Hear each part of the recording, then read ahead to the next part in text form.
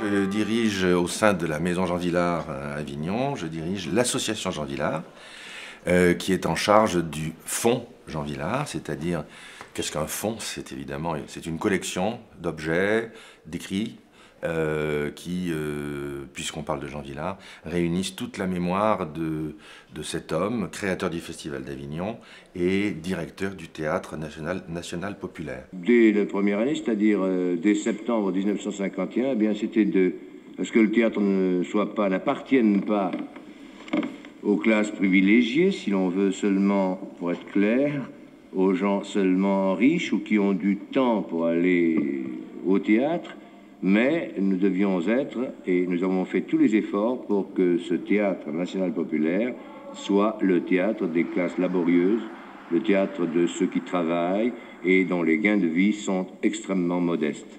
Cette association donc est née aussitôt après le décès de Jean Vilar. Vilar est mort assez jeune, à 59 ans, en 1971. Son successeur et ami, qui était l'administrateur du festival, lui a succédé au Festival d'Avignon, qu'il a dirigé pendant 8 ou 9 ans. Et pendant qu'il dirigeait ce festival, il a fondé la Maison Jean Vilar.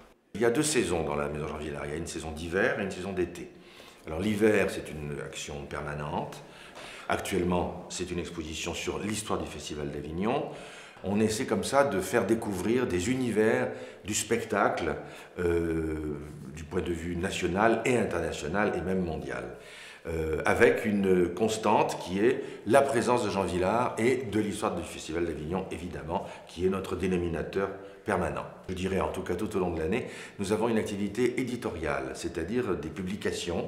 Nous publions une revue qui s'appelle Les Cahiers Jean Vilar, qui essaie de découvrir un aspect de Vilar et de le mettre en relation avec une actualité. Et puis arrive l'été, et donc là l'été pour nous est bref, mais il est très très épuisant.